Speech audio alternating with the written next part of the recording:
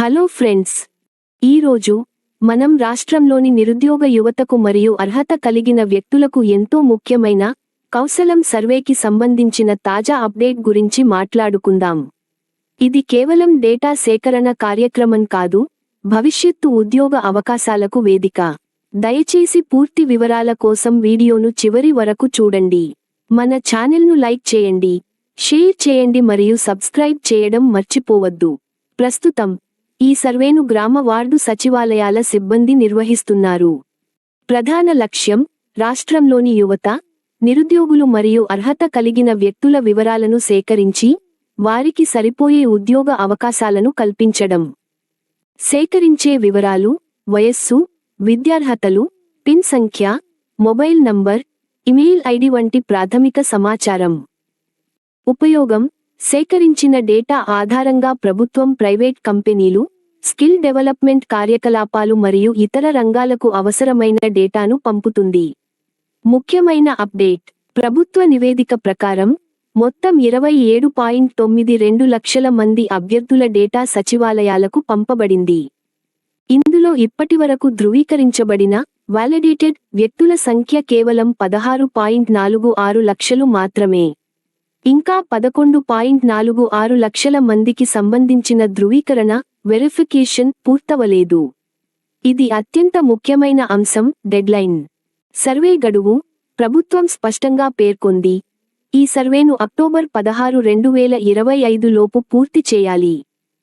బాధ్యత: అందువల్ల ఇంకా ధృవీకరించని 11.46 లక్షల మంది వ్యక్తుల డేటాను ఈ తేదీలోపు ఎటువంటి ఆలస్యం లేకుండా అప్డేట్ చేయాలి.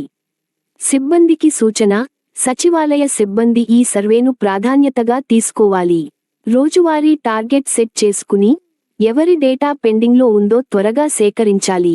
కీలక సూచన: ఎవరి దగ్గర డేటా తప్పుగా ఉన్నా వెంటనే సరిచేయాలి.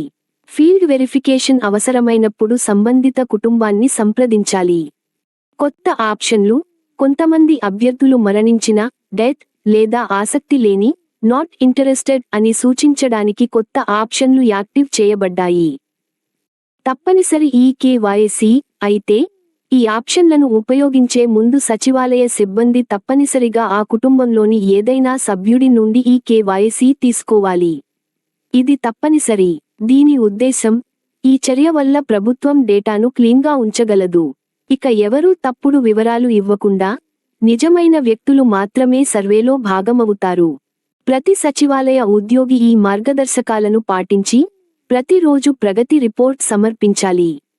సాంకేతిక ఏర్పాట్ల విషయానికి వస్తే, పరికరాలు: ప్రభుత్వం ఇప్పటికే వెబ్ కెమెరాలు మరియు మైక్తో కూడిన హెడ్ఫోన్స్ను అన్ని మండలాలకు పంపింది.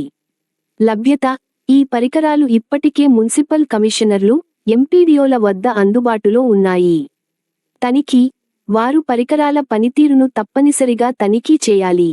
రాబోయే పరీక్షలు: ఎందుకంటే రాబోయే వారం నుండి అభ్యర్థులకు అర్హత పరీక్షలు, క్వాలిఫైయింగ్ ఎగ్జామినేషన్స్ షెడ్యూల్ చేయబడతాయి.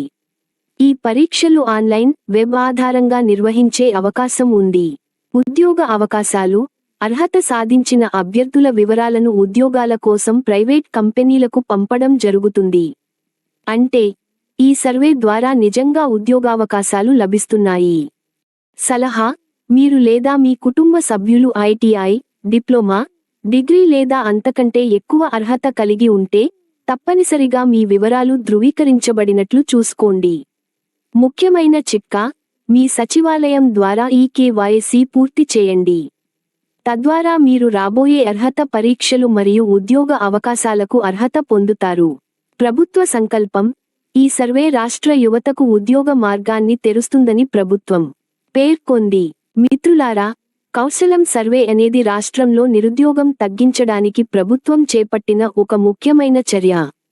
మీ డేటా ధృవీకరణ పూర్తయిందో లేదో వెంటనే తెలుసుకోండి. ఈ సమాచారం మీకు ఉపయోగపడింది అనుకుంటున్నాను.